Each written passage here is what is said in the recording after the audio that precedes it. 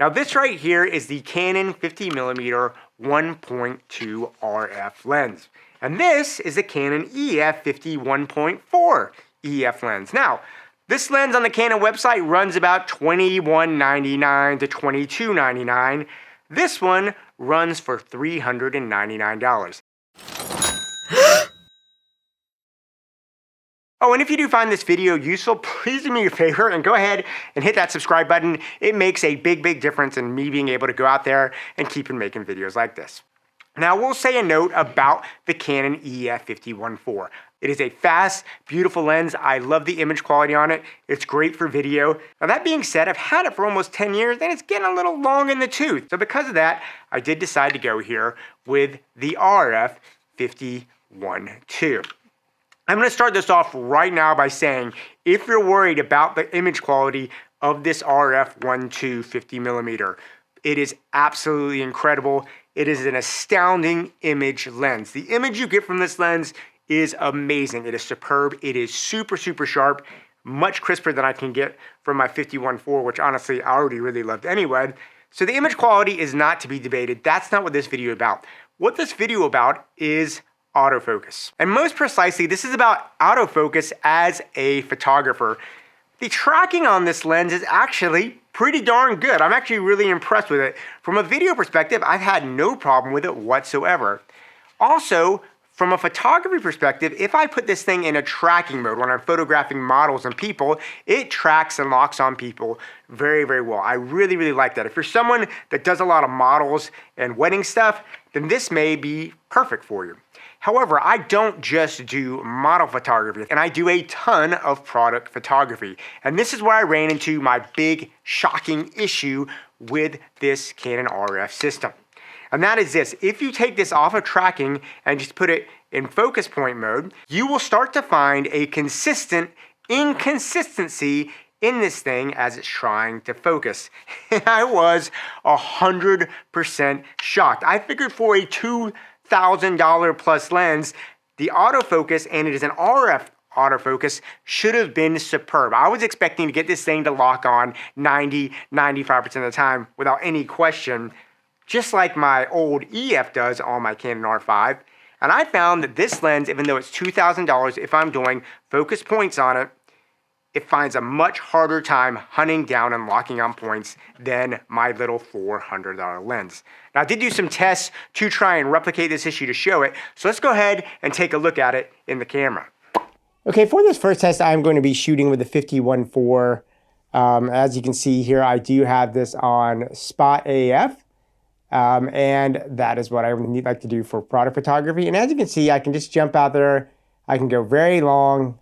And then when I come back, everything's out of focus. But you can see it jumps back pretty darn close to what I am. I'm trying to focus on that red thing. But then if I want to come to these cords in the front, I can do that.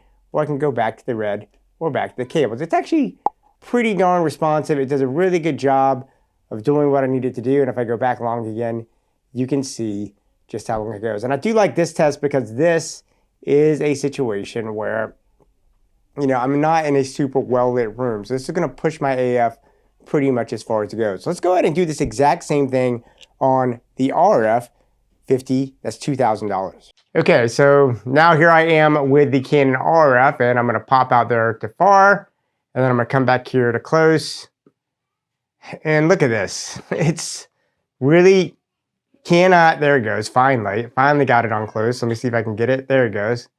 It took so much longer to go, and so now if I come up here on a close, let's see, I'm going to go back out to long again. And you can see it's still hunting and it takes longer to go. It's certainly a situation where, and I'm trying to focus on the red thing now, and now it finally goes. Let's see if I can come back here to the dots. And you can really see, all right, so we're going to go back out to the kitchen. And now that got out pretty good. So you can see that when I come back, it's still, come on.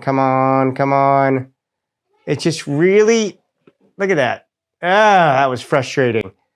So you can really see now how this 50, even though this 50 RF is $2,000 more, a $2,000 lens, it just takes a long time for it to find that hunt, especially when you're going from one range to the other.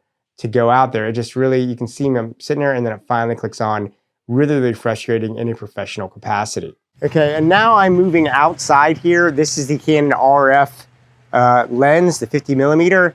And let's see how we get for our focus. Right now, I've got a focus here on the leaves, and let's see what happens when I go for a far away focus. Be able to do that pretty well. Come back, let's see, focus.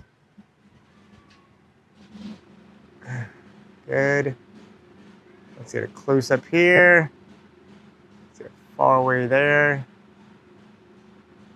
So it's definitely doing better, but you see that it's still hesitating as I come back. Or close, get a real close up shot here, close up. And then look at that. It's still, I can't find it. Look at that. Come on, get it. I'm still trying to find it. There it goes. I finally got it. Man, that's frustrating. Come back close again. I'm gonna go out far. And I was able to get it pretty quick. So you can see it's consistently inconsistent, if that makes sense. And so for photography on a lens this good, I would just expect it to never have a problem of if I go to a long distance, it should always hunt and get it. Let's go ahead and put the 51.4 on there and see what it looks like. All right, so there's the 51.4. Now I've got a close-up thing here. I can focus on the tight there, and I'll see it for really far away. And it snaps on pretty good. I come back down, focus far away, and it focuses on pretty good. And this is what I really find frustrating about this whole experience. This is the 51.4. This is a $400 lens that I've had for years, and it's just so much more consistent in the AF function in photo mode that I know if I'm pointing it at something, I'm probably gonna be able to get it pretty fast. And you see right here that, you know, I did this in both low light and high and a bright situation out here. And either way, you know, you just have a situation where the EF autofocus with the adapter is more consistently reliable than the RF. All right, so there you go. Very, very surprising for me. I just did not expect a $2,000 lens to have that much trouble focusing on points. And what's really compounded by that is that unlike in the EF lens where you have a focus ring where if something's soft, I can throw it and get my focus the way I want, but on my Canon RF, my focus ring won't even let me focus in manual mode when I'm in AF. I literally have to switch the button off from autofocus to manual focus to use this. And I've done all the settings in the Canon. I've updated the firmware on my lens, and this lens manual focus doesn't work, so I'm often left with that hunting situation on the camera. Now I have found some workarounds about it where I can smash my tracking button and it does pretty good at jumping in there, but I shouldn't have to do a workaround on a $2,000 lens. It's just really, really disappointing. Anyway, guys, I just wanted to share this with you because it's something that just kind of popped its head up for me last week. I was so surprised about this. I thought it'd be something you want to know about there, especially if you're using and considering the RF primarily for photography and product and architectural type stuff, not just model photography. Anyway, guys, I'd love to hear what you have to say about this. Please leave me any notes or comments down below. And yeah, go out there, keep on shooting, and yeah, I'll talk to you soon.